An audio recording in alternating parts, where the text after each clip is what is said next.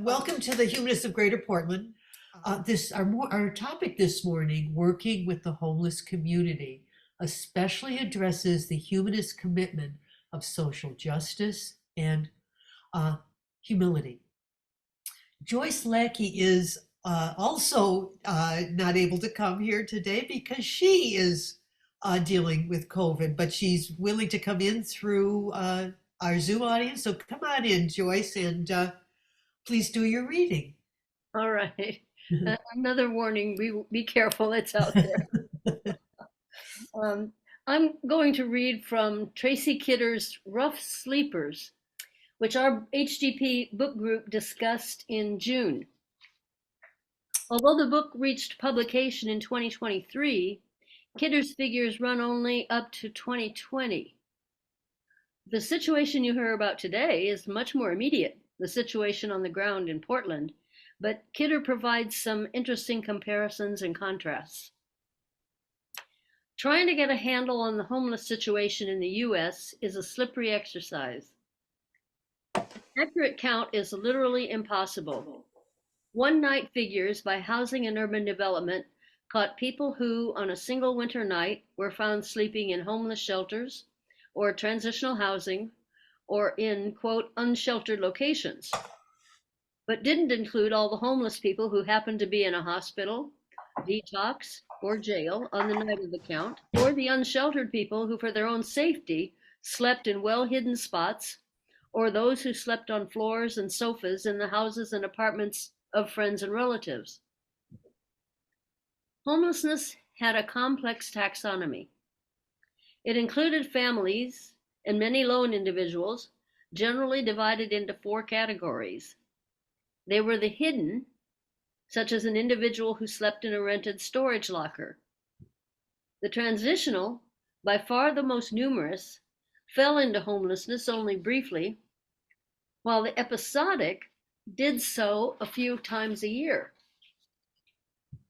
A smaller number, about 10% in 2018, belonged to the chronic category, living in constant or near constant homelessness. That chronic group had 2 main subgroups: those who spent most of their nights in homeless shelters and those who slept rough on pavement and park benches, in doorways, ATM parlors, or tents. Some rough sleepers claimed their own distinction, labeling as snowbirds those who slept out only in the warm months and retreated to shelters in the winter.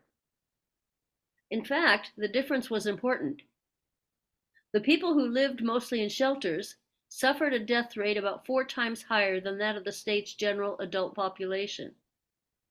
But the people who stayed outside year-round died at about 10 times the normal rate. Homelessness is dangerous not only to your health, but to your very life. Thank you, Joyce. That was really informative. That book is available in paperback, and I'd encourage anyone who is interested in knowing more about the homelessness in Boston, where that physician treated patients, to get that book, Rough Sleepers. Well, today we're going to do something a little different for HGP. It's going to be an interview, and I'll be asking our speaker some questions that'll direct his presentation, in which we've prepared the questions. There are estimated 6,300 people living unsheltered in Multnomah County, which includes Portland.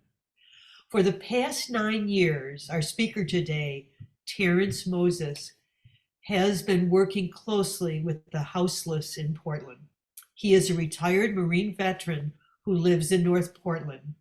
In 2016, he saw a need to help when his North Portland neighbors complained about the houseless people pitching tents along the Peninsula Crossing Trail. He spoke to the people living on the trail and asked them what was their most urgent need.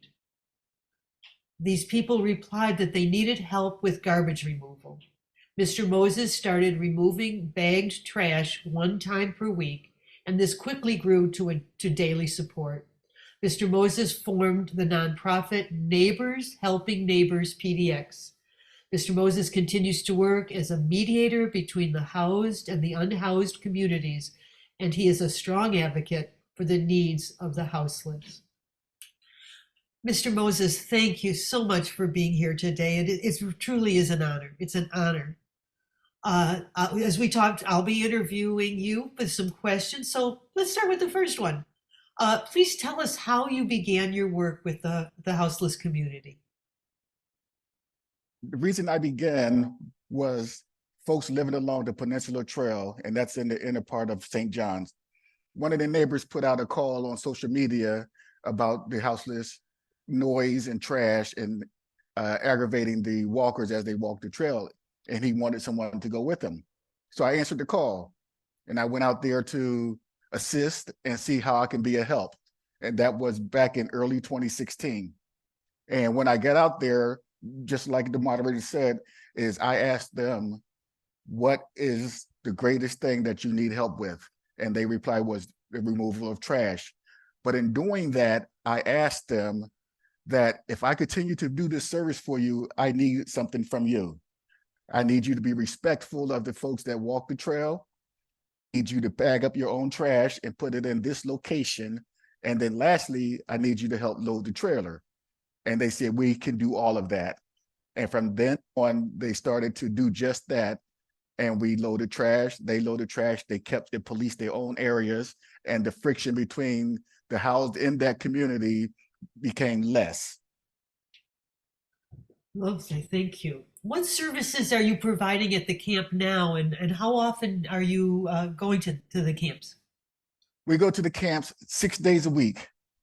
So I'm traveling approximately about 40 miles in each direction daily to service our houseless along North and Northeast Portland neighborhoods, and policing trash, handing out clothing, bottled water, seeing what kind of help they needed, to getting them to connect it to the services if at all possible. Terrance, what services would you connect them to? What would be some of those services?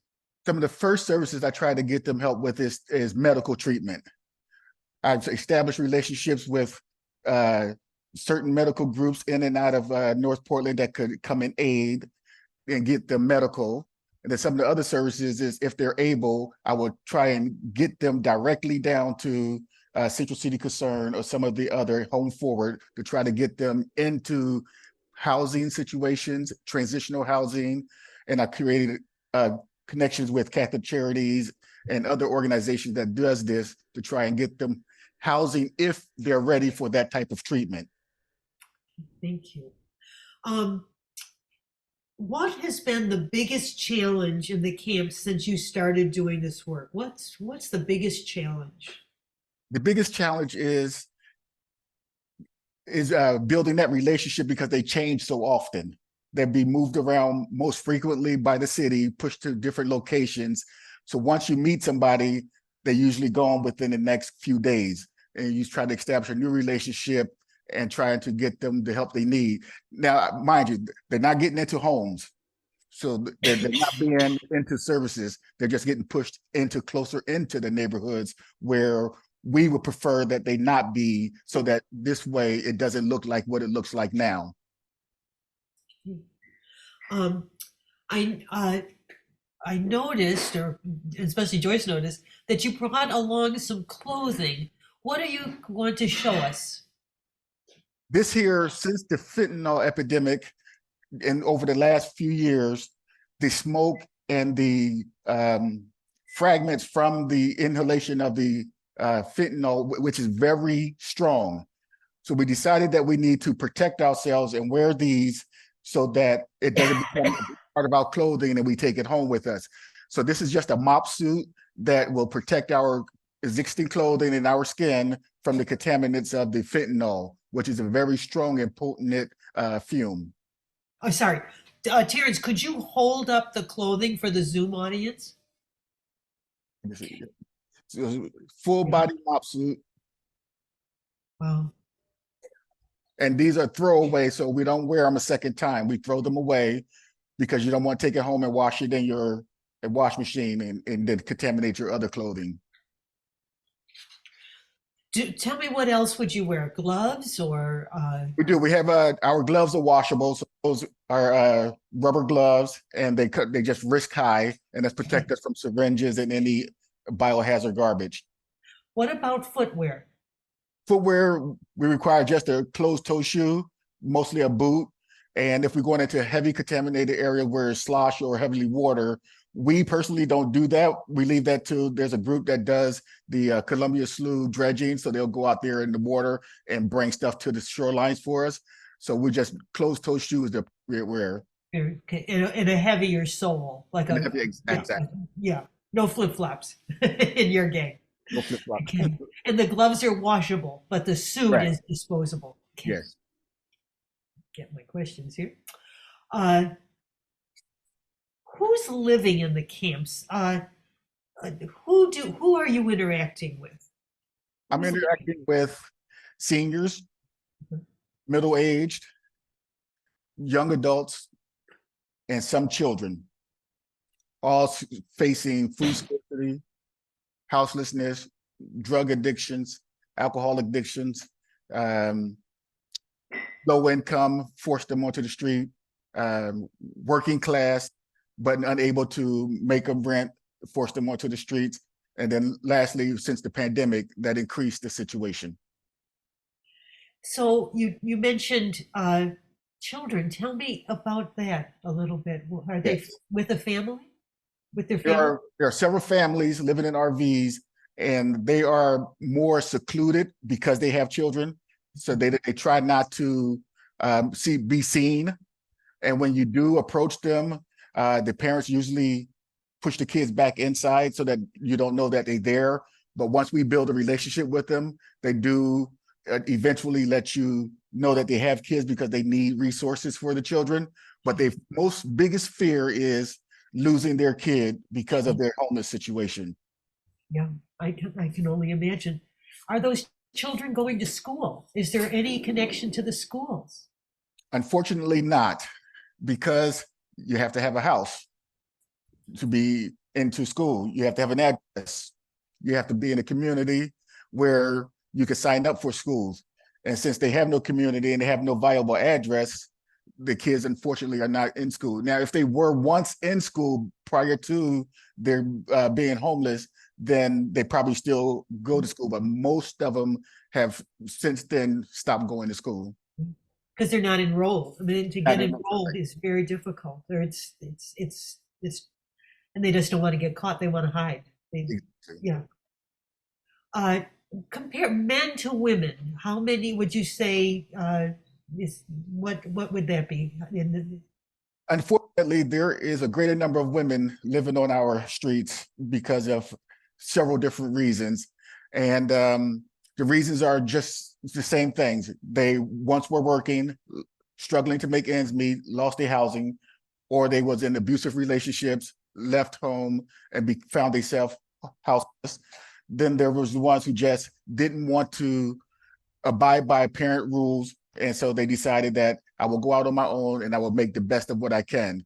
The number alone, women versus men, is about 60% of women is living on our Portland streets. There's more women than men? There are more women with men. You'll find them coupled with men because they feel safer than being by themselves because of the abuse that they suffer. But it's not, I always thought it was like 75% men and 25% women, but it's not. It's actually the opposite. And it depends on the neighborhood. In the neighborhood we serve, the number is about 60% of women versus the men living on our streets and trying to survive. Wow. How about youth? I mean, you mentioned kids that just say, I got to get out of this house. Are they, tell us a little bit more about young people. Now, the young people usually is because they don't want to follow their parent rule. Oh, okay, there we go. Thank you. Yeah. Because they didn't want to follow rules at homes. And so they decided that it's best that I venture out on my own. or they were a latchkey coming out of foster care systems, and they go into group homing, and then after that, they're left to their own vices, and they find themselves living on the street. So foster children are a portion of these people living. Absolutely, yep. Wow, wow. Um, how safe is the situation for children and women? How safe are they? It's not safe at all. It's a very volatile and very unfriendly situation for most children and young teens, especially women living on the street and trying to fend for themselves. We find that there often have been sexual abuse amongst the women. There have been violent incidents amongst the women trying to maintain and find a safe place to live. So it's not safe for them at all. That's why they hide in clusters. So do you have a story you could share with us about how someone went from being housed, having a house, and finding themselves on the Peninsula Trail? Absolutely. Yeah. There was a lady that I met with. She was 70 years old, and we had recently became houseless, and she was living along the Peninsula Trail. She was a full-time TriMet driver. She had just recently lost her husband. She has an income, but couldn't maintain the house that she was living in, and found herself living on the street in the vans. And then she moved from there, got her truck fixed, then start living in her van. And then from there, she got really ill and could no longer do for herself. And there was a couple of other neighbors that took care of her to try to help her get into housing and get the medical care she needed. And as of today, she is in her own place now, but not doing well health-wise.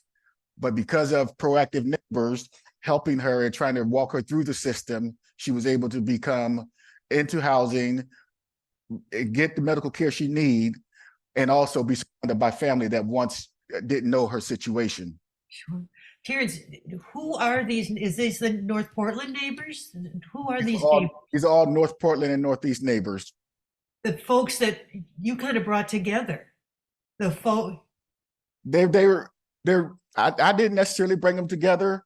They just saw something that they could not no longer sit with and do nothing, that they just said they have to do something. They know of me and they know about what we do.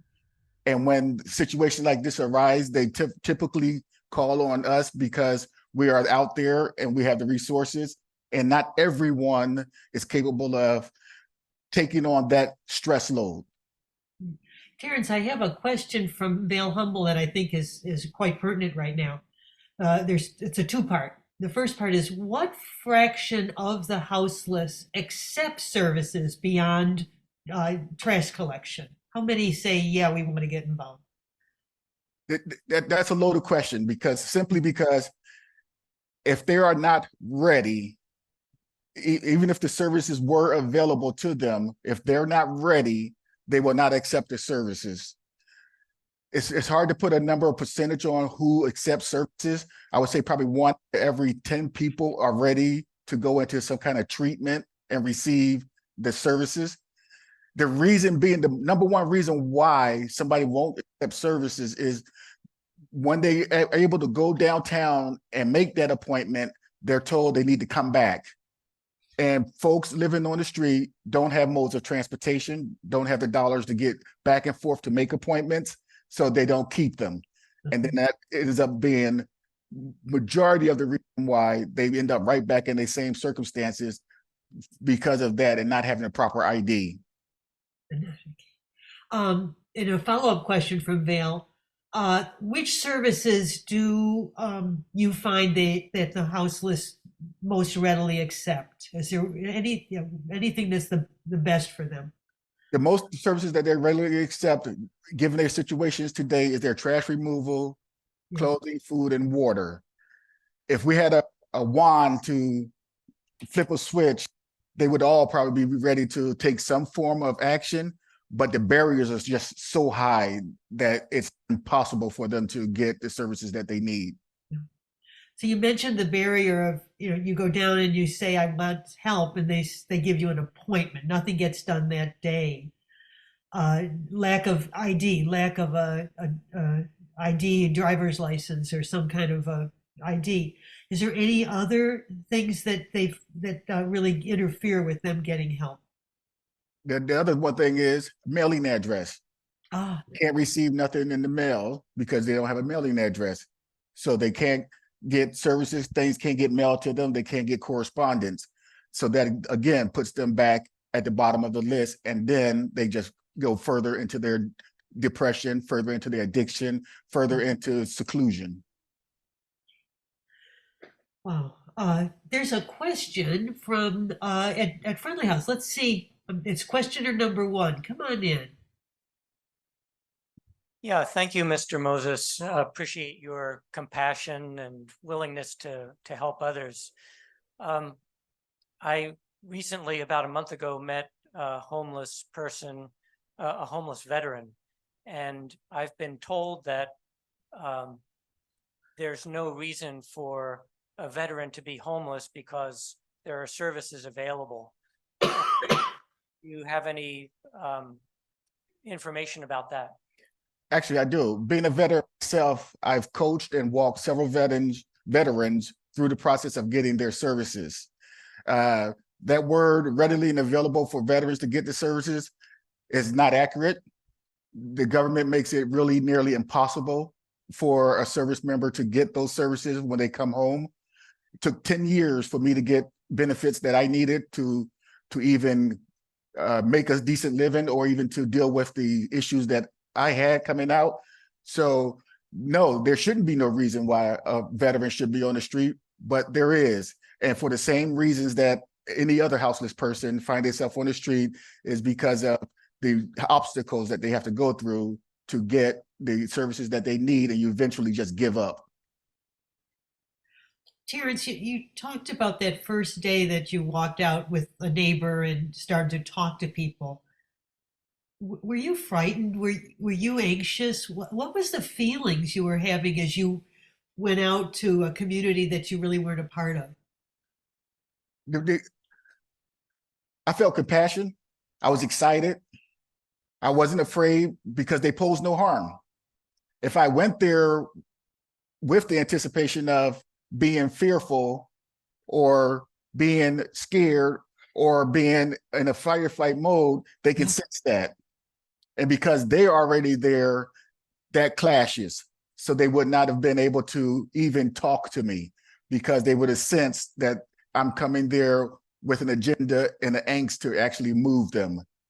So for me, it's easy to be low key because that's just my mentality and that's just the way I live. But for most people, because of situations that surround us and because of issues that are been prevalent in our lives for so very long, has just made us so hardened that everything around us and everything that's before us is somebody else's problem, and I'm not going to deal with it. And that's not a good or bad, and that's not an indictment on any one person. It's the facts of life now. And how do we do that? Is we get back to being compassionate, we get back to showing love, we get back to wanting to help one another like we once was. Not always being reacting when there is a tragedy. We do well when there's a tragedy. We all come together and we all can bond hands and we all can get the services together, and that includes government too. We are able to do miraculous things when tragedy happens.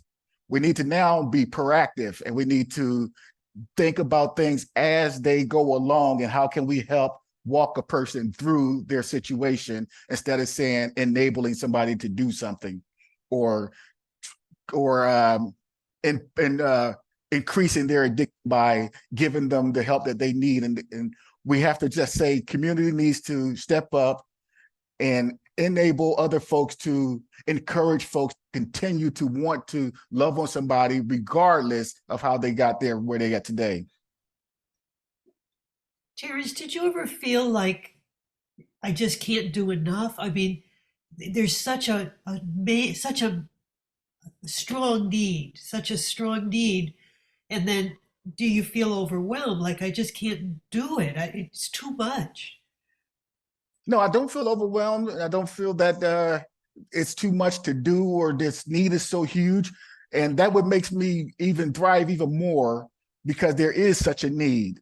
There is such a impending need that folks need to reach out and help one another. So I have many outlets for decompressing and talking through, and therapy is one of them. I go in seclusion once a year and go out into the woods, and so I can relieve all the pressures that I have taken on from other folks. So that way, when I come back, I'm refreshed and ready to go again. When people struggle, I don't see a need to just fall back and give up. I see a need to step out and do more. And sometimes that means doing more than I even have the capacity to do. Yeah. Without that, I have a family that allows me to do that, because if you don't have that, then that also breaks down your home. So you got to have the support system so that you don't fracture your home system. Yeah. Now, you started once a week picking up trash for about 4 hours at the North Peninsula. Your program has grown to a nonprofit. Can you tell us a little about Neighbor to Neighbor PDX? Tell me a little bit about that. Yes, what happened was that daily trash pickup, or that weekly trash pickup, started to begin more and more. I started to find other locations where folks was living on the streets, in neighborhoods, by the slough, near railroad tracks. And as I would travel around and go to my lodge meetings, a lady named Miss Pat came to me and said, I would love to be involved. What can I do? And she decided that you probably should form a nonprofit so that you don't have to take it on all yourself. You can have some volunteers. And so when we decided to do that, she was the brains behind the operation to get the nonprofit formed, to get the people we needed to actually come alongside of me and partner with me to develop a nonprofit that could service all these people living on the street, 64 volunteers, and so that it wasn't just such a heavy load for one person. And from then, we just grew from taking trash to bringing out sleeping bags and tents and food, water, and then venturing on into training other neighborhoods how to run an organization like this, or even attempting to do something similar and not on such a larger scale.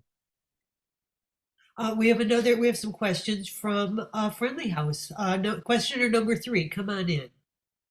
I live in Beaverton, which is relatively wealthy area but I hang out at the senior center. I go to yoga and stuff like that there, and they have Meals on Wheels, and I see several homeless people, and I like to talk to people.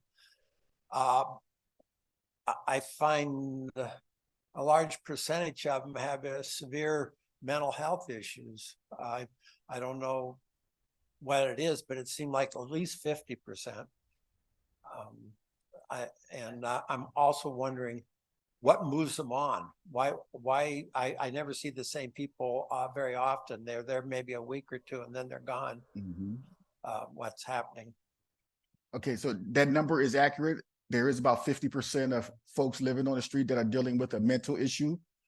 Number one, we don't have the resources to even begin to attempt to help those folks struggling with mental addictions and mental illness, so that they do struggle really hard.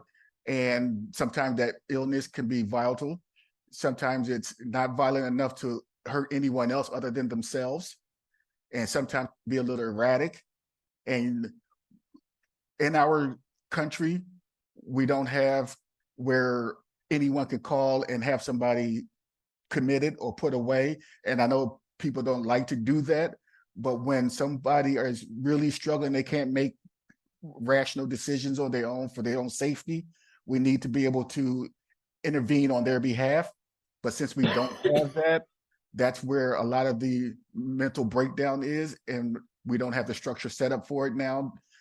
So yes, you've seen some gathering and you'll see some leaving, and that's all due to the city in their presence of sweeping people so that they are out of sight, out of mind. The city has set up certain crews that will come by periodically and police the camps and put up posters to say that you have 2 days to vacate or we'll come in and move you on. And they're getting the police involved in that, and that makes their job even that much more difficult. So that's why we never see the same people there over and over again. So it's hard to make a relationship if you're not seeing the same people for more than a week or two. Extremely hard. Yeah, yeah. I'm curious, are some of the people living in the camps actually holding down jobs, working and making money? There are several that are living in camps that have full-time jobs, whether it be 1 day a week, 2 days a week, or 4 hours a day, but not enough to where they can afford housing. You mentioned that you tried to connect people to healthcare if they were ready for that. I worked for 30 years at in the legacy system. Uh, but I know that there are nonprofits that Central City Concern, Portland Street Medicine, Hygiene for All. But what connections do you have with the healthcare, and how successful do you think they are? Those are some of the same connections. Is I can only refer them to them, and some I have taken straight to Central City Concern to get them the need. But over and all, again, they're turned away. Now, street medicine and Portland Street Response will come out and evaluate them, but still leaving them on the street. And I've built relations with a few nurses that are in healthcare. And if a person is really, really ill, I could then get transport for them to get them taken care of. But that's just few and far in between where it's that critical that I can actually get them into the door. It's mostly routine health care checkups is what we need. I know in the hospital system, when someone is sick enough to be hospitalized, a person that is living houseless, they have a euphemism where it's return. They don't say take them to the street. They say return to previous living situation. Right. And if they were living on the street, that means there's the door. And so it's the stress on the medical system, in that there's this revolving door that they leave, then they're back. This would be more the elderly. It is, and the medical care facilities, the nurses, the doctors, and they all feel bad that they have to do that. I know they do. It's a strain on them, and right now that's just the way the system is set, and that's what they have to do. In order to be discharged to a skilled nursing facility where you could continue care, you have to have a discharge plan. You have to have some. They won't accept you if you don't have a family member or an apartment, and so they are barred from continue going anywhere else except the street. Yep, and that's one of the barriers that they face. Clarence, you talked about Terrance, you talked about how they're living in, but what about getting food? How are they getting food? How are they cooking? Most of them cook on camping stoves. The ones that live in an RV has their own kitchen set up, so they use propane, and they create bonfires to cook on. Some of them, unfortunately, steal their food so that they can eat. Then others visit food pantries, and we take out sandwiches and lunches, but that's just enough to get them through that moment. Yes. Come on in. You've mentioned that there seem to be a lot of failures in the systems that have been developed to try to help the houseless population. I was wondering if you were king, if you could actually put something in place that would make it work. That would I'm thinking about the idea of encampment areas where people could move to, where it'd be monitored and it would be safe. What do you think, for the majority of the people that you have to work with, would be the best situation that the city and the county could do to help get them off the streets and working toward a life where they're no longer houseless? That's a great question. And I've talked this out with city council members, with the mayor, with Darren Ryan. I've had these conversations with Portland State University. They put out a whole manual on what would best work for folks living on the street here today in this time. That is the tiny house model, and it does work. But the ones that the city are creating, the safe rest villages, they all have barriers. You have to go through a program. What would work is if we created little communities on city land with housing, a door that they can close and lock, that is governed by an overseer like Catholic Charities or any nonprofit, Home Forward, anybody, giving them a place that they can call home without a barrier. Just you come in, you set up camp, and then you hold meetings to say these are the rules. And most of houseless folks will follow those rules of their own home because they protect one another. So if we develop these in areas that are not around school, not around neighborhoods that are heavily where kids at, we have to prioritize them. We have to treat it like we have to triage it, because you can't lump them all together. You need segments for people that are fairly ready to be put back into society. You have to have a situation where people are struggling with addiction. We have to lump these folks together. And then we have to have a section where for people who are struggling with mental illness. We don't like categorizing people, but unfortunately we do. In this, we have to triage it until we can get folks back into either being a viable person in society. And let's face it, all of them are not going to be. Some of them we're going to be taking care of for the rest of their lives. And it's money well spent that way than it is for what we're doing today. The $15 million that we are spending year over year on just recycling trash, my organization too, just moving trash, does not work. We have seen it work. I've showed pictures to the city of how you cleaned up this area, and a week later, this is what it looks like again. So the way we have to fix that is we meet them now, right where they're at. Conventional housing is not the answer. They'll say housing first. That's not the answer to our current situation. We'll never be able to build enough affordable housing. And what is affordable now? Are we gonna give it to them free? Because they got to make a profit. They got to be able to build. The city has to start. I know growing up, we had HUD housing and home. We have to look at it that way again. The city has to get back into housing, and we have to put housing in these people into tiny mouse villages, just like when we built the Vanport. We could create it. It can be done. And that's the way we meet those needs of folks like that there to better. And then we can start cleaning up and putting Portland back on the map as a viable city again. Terrance, when you say no barriers, here's a place to live that you can lock up your stuff. I believe, and correct me if I'm wrong, a lot of the shelters say no alcohol, no drugs, no pets, no. What kind of rules would you say would be good rules for these small villages that you're recommending? First of all, the good rule is that all is welcome. You meet your capacity, and then when you have your general meeting, you could talk to folks at large and say, here are the rules of our housing, that we won't tolerate verbal abuse amongst either one. We're going to build a community where all is welcome and all is inclusive. We won't ban drugs, but we will encourage you not to use drugs. But if that is a barrier of yours, let's talk about it. Let's see if we can get you the proper help that you need. Because when we start saying you can't do this, we're putting our spin on it.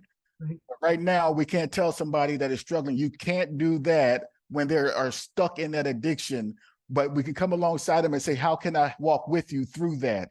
So even though we may be putting harm in some other folks that may not do a drug, but if we come together as a community and they know and understand that we're only there to help and support you, that the other folks living amongst them will band together and help walk that person through it like if it was an AA meeting. Let's see, we've got a question from Joyce. Come on in, Joyce. Okay. Terrance, You and I have known each other since you first started offering handyman assistance in our neighborhoods. And any money you took for that went right to working on this housing issue. So, one of the things you told me in a conversation is that living on the street, you begin to focus on survival only and lose the skills you need to live in a working community. Would you want to elaborate a little bit on that? And the book Rough Sleepers that I read from earlier mentioned that housing is not enough, and that may be a reason why. You want to comment on that? Absolutely. Housing is definitely not enough. We have to walk folks through being viable again. Everything we've learned from childhood up until the point where we become an adult, once we become houseless or without, week in the street, 2 weeks living on the street, 3 weeks living on the street, those very basic things we learn start to disappear. We no longer know how to keep house because we don't have a house, so we just throw it. We no longer know how to be a good person because now we see what community is like when we don't have something. We no longer be able to think of how I want to get out of this situation because our fight or flight is always on high because we don't know where the next meal is going to come from. We don't know what the next person is going to say to us. We don't know how we're going to get our next fix. So all these things come into play and we lose that. And then somebody come along and say, I can get you into housing. You want to go into housing, they get you in there and they say, here you go, here's a house. And now you're just sitting there and you're just looking, but yet you still go out, you grab everything you got, and your house becomes just like you lived on the street because they just left you to your own vices. And now you don't know how to pay that rent. They tell you to go to a meeting. You can't make that meeting because you don't know how to keep a calendar anymore. Your electricity, even though some of that stuff is built in, but you don't know how to pay bills. You don't have nobody teaching you how to become a viable person paying your way through society. All that is now gone. And then 6 months later, you find yourself back out on the street again. It's like, again, the cycle of homelessness. Yeah. Yes. Let's see. We have a comment from David Bean. He's telling about a similar effort in Newburgh, houseless community. Do you have connections with other communities that are doing work similar to yours? I do have connections with other folks that are doing similar work, mostly here in inner north and northeast and southeast, but not as far as Newburgh. I don't. Let's see. We have a question from. Okay, do we have another? We do have another question from Friendly House. Let's have that person come up to the mic. I've been in and out of Portland for the last 11 years. I just moved out of a tent into a studio because I'm lucky in May. And I'm very familiar with the Gleason Broadway, Northwest Gleason Broadway encampment that was there. And I came back and it was gone. And I wonder if you can tell me why was that swept away? Because it seems so organized, clean, and whatever. Thank you. Yes, I can tell you exactly why I'm familiar with that campsite. I've actually been there and visited them, and it was well organized, clean, and tidy, and they took care of themselves. The main reason why it was gone is because Mayor Wheeler put out his ordinance that the ban camping on dangerous intersection and freeway overpasses, and because of that, Central City Concern, Ground Score, and those organizations that work heavily under the city's dollar, that was what they were hired to do, is to go along and sweep these camps and cause more harmful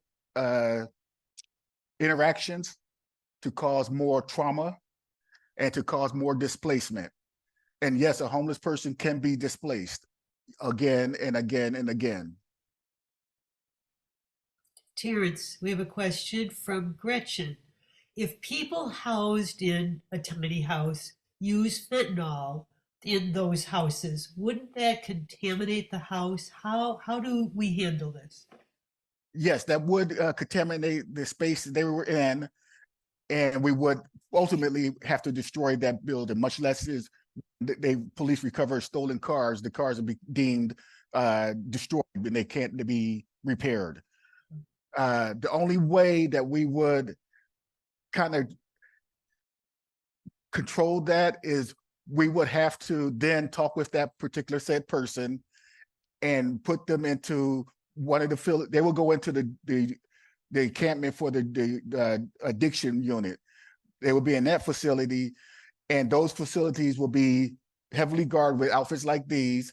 And unfortunately, there's no way to stop it, interact with it, because I mean, if you get one micro of this stuff is potent, and it can send you into a spiral effect downward pretty quickly, especially if you haven't used it.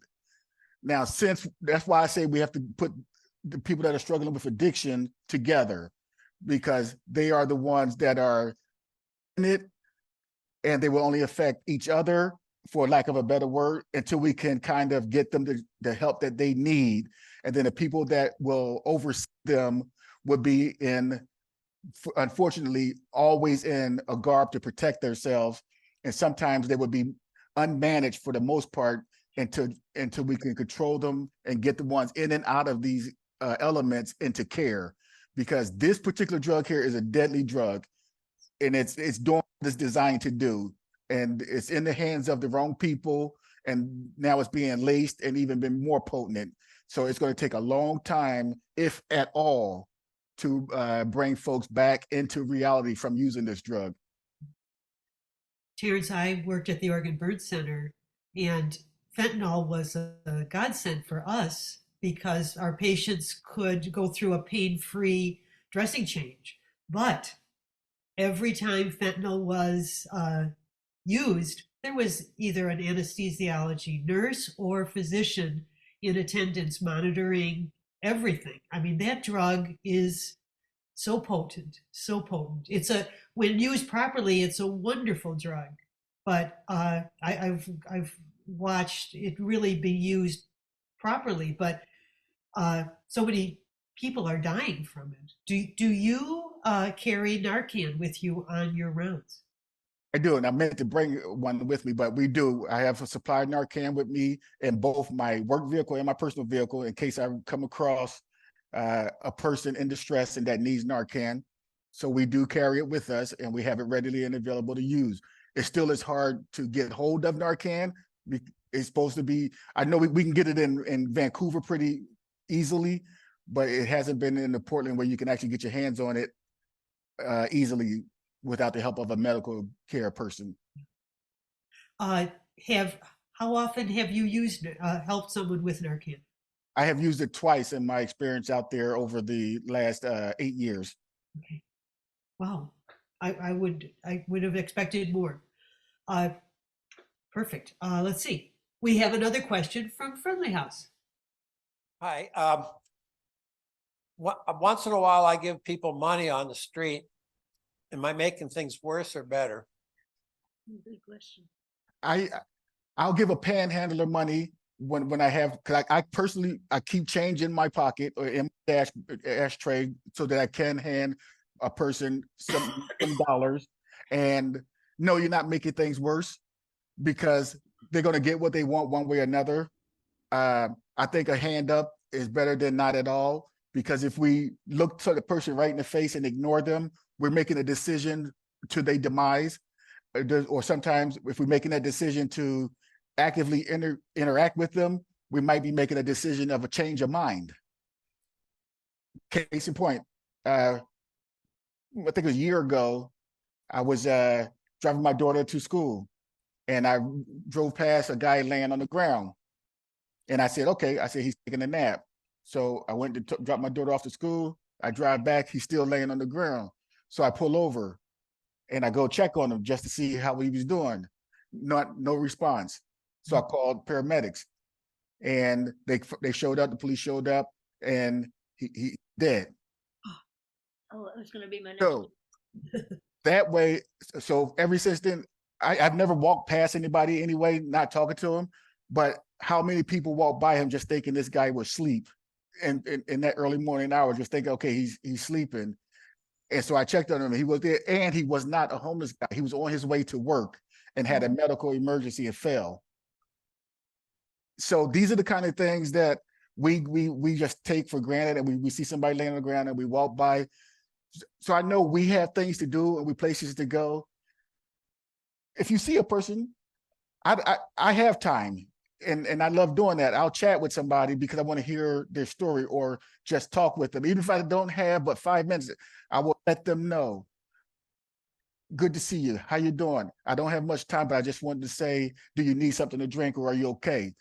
Sometimes they'll be responsive. Sometimes they might just shrug a shoulder if they're responsive. And some others, they'll want to just talk, and it might not even make any sense, but it made sense to them.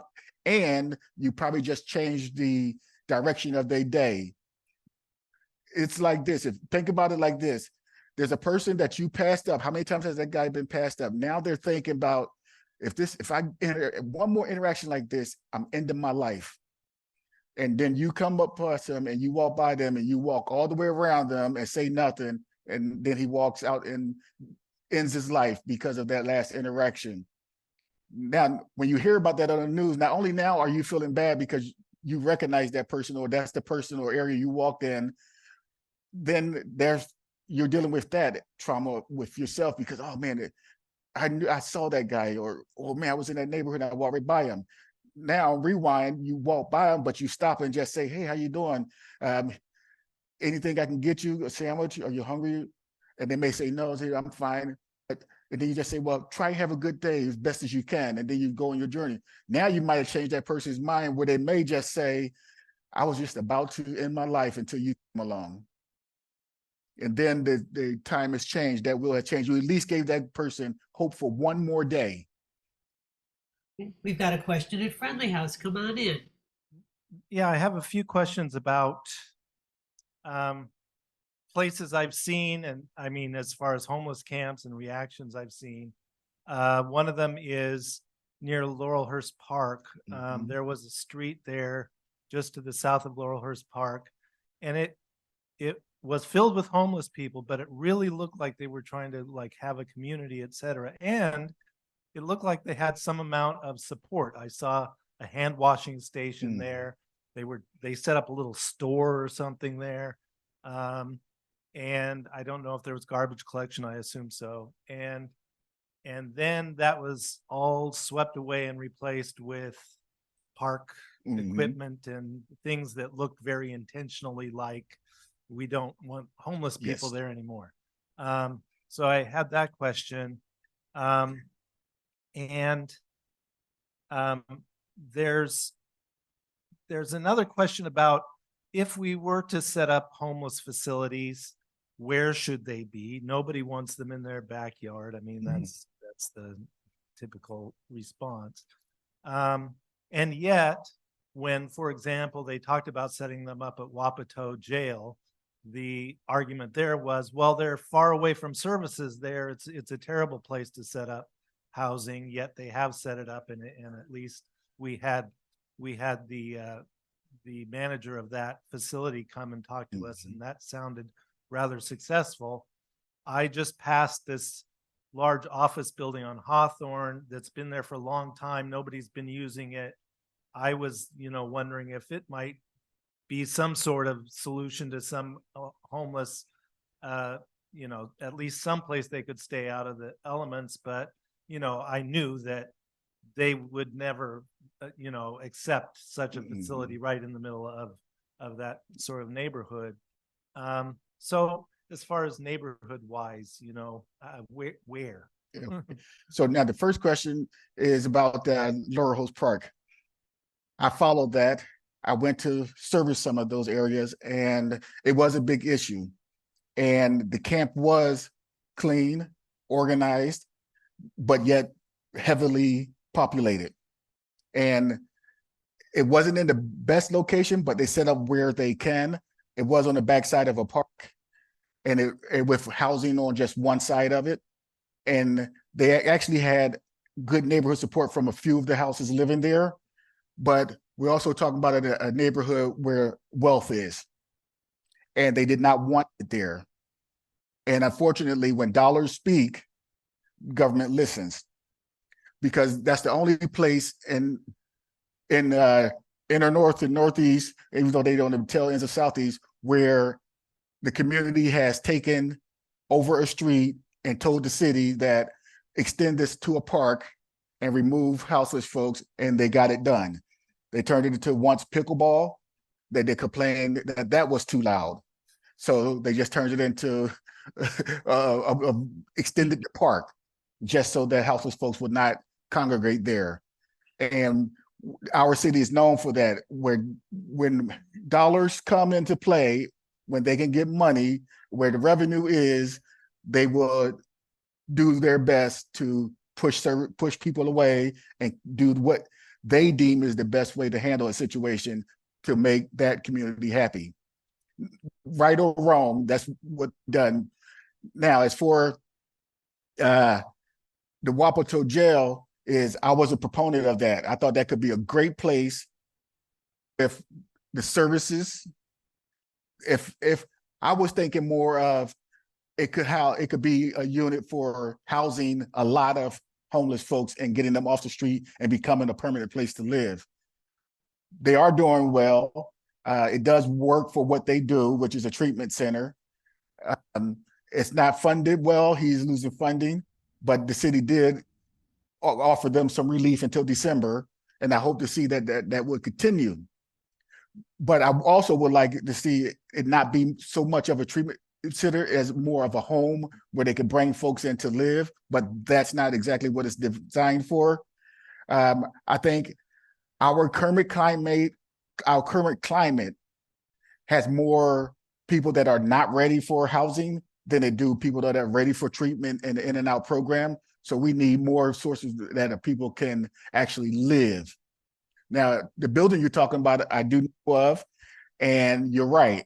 They would never turn that into a place of living for folks struggling with houselessness because of the community it's in. But there has been said and talk about all these empty buildings becoming places of housing for our houseless folks. But again, it's just talk. It's not surmounting to anything that is positive as of yet. But Terrance, our city though is being so affected. It's all citizens. It's really everybody's problem. If you go downtown Portland now, Portland used to be a vibrant city. Our whole mass transit depends on going downtown. We were built by going downtown. I go to the transit stops on Barber Boulevard.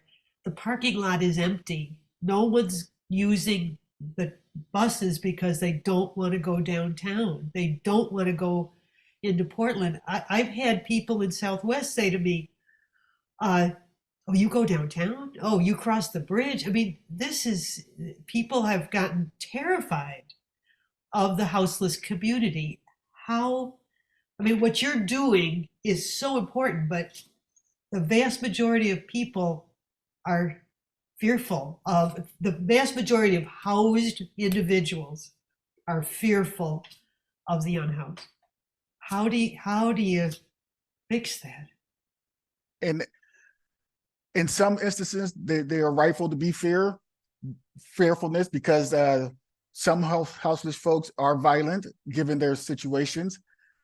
And downtown is heavily populated with houseless, but that's because that's where all the services is downtown. Right. And that's where all the lack of services is. So anywhere downtown, you will find a huge population of houseless folks living in and around where services are. Central City Concern is down there. Home Forward is down there. The health resources are down there. Everything is down there. Clean Start. So all those services are down there, and yet we cannot help any of those folks that are living in and around those places to get them off the street and into housing to make Portland a better place to come. We got people right here in North and Northeast who won't go downtown for that very same reason, because it's so inundated with people just living on the street and trying to fend for themselves, and sometimes unpopular situations. Sometimes, they're asking in polite situations, but it's the surroundings that turn folks off. Yeah. Yeah. Terrance, could you tell us a little more about how you're funded? How do you afford the gas? Where do you get the water, bottles of water, and the things that you're distributing? Tell us a little bit about your funding source. My funding sources come primarily from good folks like you, the community.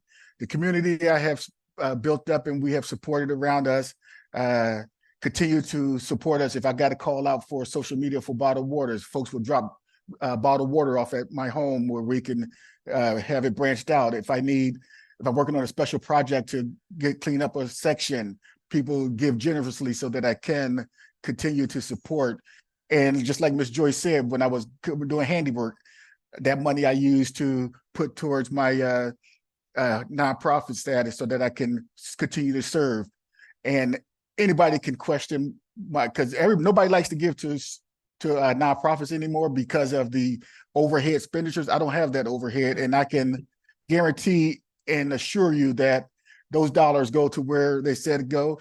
I'm fortunate enough to my home is taken care of, so I don't need money for myself. Every dollar that I go out solicit goes to some way of pertaining to trash, clothing, food, water, and then yes, and fuel, and to get my vehicles to and from.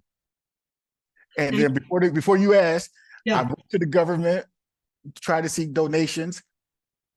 If I don't conform to where they won't give those dollars. I refuse to work for the government to be told, you go here, and you move people. I don't want to move people. I want to serve people. If I'm going to move somebody, hopefully it's going to be moving them into a place of better living. You mentioned, I think 60 volunteers are in your organization? 64 volunteers. 64. So how do you organize your volunteers? I have a great back staff with a volunteer coordinator who organizes them, and we set up weekly rotations. And then if our volunteers didn't know when they come and when they should not come, so we have a schedule set up, and that's how we know when to which volunteer is coming and which day of the week they're coming. You mentioned picking up trash. Where do you take it? Where does that trash go? Unfortunately, because the trash is so badly, I would love to be able to recycle items, but unfortunately we can't recycle. So it does go to the transfer station to be put into the landfill. And so that's where everything will have to go because it's unusable. Do you have to pay every time you go to Metro? We did pay every time we went to Metro, and Metro was the only one since then to give us a ticket to go through their recycling station free of charge. They did. Wow, that's wonderful. Okay, we've got another person at Friendly House. There we go. I'm being silly and naive, so I'll make it simple. I wonder what $33 million in the city budget would be per year. But universal basic income has worked everywhere that it's been applied. And I figured $500 a month per person would get them out of the problem, and let's do something with it. Was the question the $33 million that the city? Oh, well, those numbers they will tell us just about anything, because that 33 million, it's broken down that their housing first gets a portion of that, and then it's a broad number. They just say then it's put into homeless services. That's how but they never say where in homeless services. They just say into homeless service, but it winds up in removing trash and displacing persons. And this year so far, they're on target to spend about 1.7 million in just trash. Oh, here we go. Sheila has a question. How do people take showers and do general hygiene, like toileting and washing their hands? Most houseless folks frequent restaurants to do a bird bath. Some of them visit Jubits and some of the canning that they do, they can go down to Jupiter and get a shower. Then some that are not as fortunate to get enough to go take showers to go without. They relieve themselves either in the places where they live, they dig holes and it becomes part of the bioable waste into the ground. Buckets that they dispose in, and then we call Metro Hazardous Waste to pick those up. And there is an organization, I can't recall their name, but she goes out and she has a shower truck, but she cannot reach everyone. She has a very limited crew and a very hard task of finding folks where she could set up and actually provide these showers to. And that is actually, I looked into that, of trying to do that myself, but the shower truck units themselves are very expensive. Wow. Is there anyone else at Friendly House, Dave? Me. Okay, go for it. I just noticed, Terrance, that I looked at your website. You don't have a donate button. You know, So, I'd really like to donate, but you don't have a button. yes, I was going to save that to the very end. Okay. And I will address that at the very end, and I'll tell you why that is happening. Okay. All right. But thanks for bringing that to light. Terrance, could you tell us a little bit about your future plans? Are you just going to just stay the course, or do you have some bigger vision? Okay, so I'll get into that right now because that's it. Yeah. So my organization, or Neighbors Helping Neighbors, has dissolved. Oh, Reason being, the city constant sweeps and their new ordinance that no one is allowed to do daytime camping, and their commitment to spending more money to do continued sweeps has limited our ability to reach a lot of our houseless neighbors. So as an organization, and in lieu of our donors and our volunteers, it was unfair for us to have them sitting there waiting, and we could never give them a definitive answer of when, where. So there was not as much trash for me to go around and not enough people to find. I would see them one day and I would go back there, and Central City Concern there is cleaning them up. So as fast as they set up, they were being taken down. And so our organization, as of a board of last month, decided that it was in the best interest of our donors and our volunteers that we shut the nonprofit down. But I'm still out there doing the work because there is still a need out there. And so what I have done is I created another nonprofit called Friends of Ours, so that I can still continue to support the houseless community that I still come in contact with as I travel around North and Northeast Portland, picking up these smaller amounts of trash and servicing the folks that are still living on the streets. And I still will be that voice for them. But we just thought as a board that that was the best decision to do. Just was not viable as a full-blown nonprofit anymore. And we have your beloved city to thank for that. And I know that eventually this will go away, but my hopes is that it will go away because people were housed, not because people are being pushed further into communities and further into the inner part of Southeast, because that's what's happening, is they're pushing them out of North and Northeast, but they're going either further up into overpass ramps where it's not safe for us to go, or they're going further outside of our regional area that we serve. I have noticed a lot more tents in Southwest, in open areas in the Southwest. Jules, you have a question. Come on in on Zoom. Well, first of all, I want to acknowledge you, Helen, your commitment to fulfilling this obligation, which you and one other person deals with. Considering how you feel, you can't hide it. You obviously got a bad situation there. Yet I'm okay. Yeah, thank you, you stepped Jules. up to the plate. And this gentleman here who has nothing to personally gain by his activity, other than satisfying an inner need to follow the path of justice and righteousness. Forget religion per se, but your activity is a religion. That's what religion is trying to promote. Anecdotally, then I do have a question.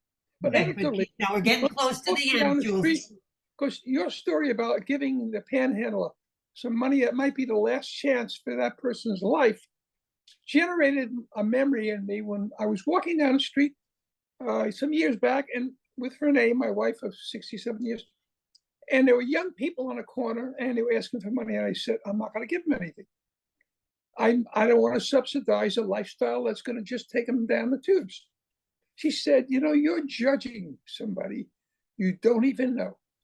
You have no idea what they have been subjected to as children, abuse, etc., etc. And she shamed me into realizing that I made a judgment call that had no real basis.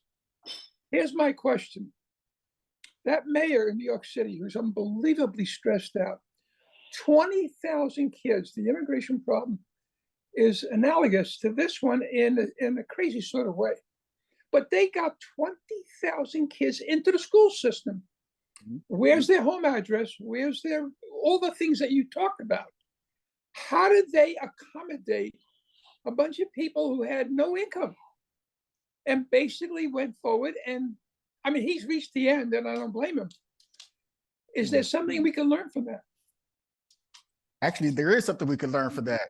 And I actually sent his office an email because I want to know how they done that too, because that seems like the problem we having is an Oregon problem, because other cities are doing this, and it could be in a round the way backdoor situation, but it's working for them, even though that they're busting at the seams, but he made it happen. So it's a government issue, and it's, I believe the way we're handling it is a solely Oregon issue, because other states has been able to get around it and find ways to deal with it. But for some reason, our government will not work together into trying to solve this issue. Vancouver, Washington, their legislator and their government is worked together to successfully put together tiny house models and work with their community and put together outfits that work. But yet here it is almost 4 years later, and we still only have 2 up and running that are still failing. And there is a definitely issue with here in our government. Well, just to iterate, I voted for Tina Kotek because of her housing stance, houseless stance. And she's well-intentioned. I don't know if the system is just built in a way that it prevents a single individual from going forward. Because Kate Brown forgot about Portland's existence. I voted for her also, but Portland almost didn't exist in her thinking. So where does the individual, your strength is your vote. Mm-hmm. You basically have no real way of changing the situation. Right. I voted for both Mayor Brown and Tina Kotek. And I met with Tina Kotek several times before she even became governor. And I had high aspirations and high hopes. And I knew she would know firsthand how to deal with this. And I too believe it is the way our government is set up. Several people that had hard and fast ties to people living on the street and wanted to care about this problem and fix this problem have gotten stalled when it comes to getting it legislative passed or getting it through Senate. So it's definitely the way our government is designed. And I will quote, KGW did an interview with, I forget who was with, but they were talking about the issues around, is there enough money to put into houselessness issues? And they spoke to someone at the Joint Office of Houselessness where they said that this office has never been set up to end houselessness. It just hasn't. So that tells me that they don't want to fix the issue. Thank you so much for your effort. Thank you. Okay, I think we're going to have our final question from Friendly House. Come on in. Yes. Thank you again. Have you ever had camp monitors where they are given a phone and good connection to you personally, for example, that could continually monitor the folks and where they go and what's happening? Good question. And yes, I give everyone I come in contact with my business card, and they have my personal cell phone number that they can call me if they need immediate services. And they did, and they still do. And everyone I come in contact will have my business card so that they can get hold of me in a time of need. And majority of them are on social media. They message me. And if they don't, they have a way of connecting with other people that are living amongst them that do have phones so that they can get hold of me. Very good question, yes. Terrance, I've got to ask this question. And I said it was the last question, but this will be the last question. How much does your family get affected by your work? How much do they lose because of all the work that you do? My family loses a lot. They lose a lot of daddy time, and my wife lose a lot of those precious hours of getting to know me. Yeah. So what saves us is we sleep in separate rooms, so that that keeps us happy and together. But I give my Sundays are my time when I'm home with my family. We go to church together, and except for this Sunday, right? So there are some Sundays that I do give, but they know what daddy does, and know what I do is very important to me, and it's very important to this community. So they give up a whole lot. And when I try to go home, I try to give them my undivided attention when I do get home. Terrance, please thank your dear family from Thank us you. that you were able And I will still be around. So if people still have questions, I'll still be around in the other room they told me about. Yes, the afterthoughts. Thank you. I'm gonna just a rousing thank you. Thank you so much. Thank you. From the friendly house, and quiet applause from our Zoom audience. That was, Terrance, that was really good.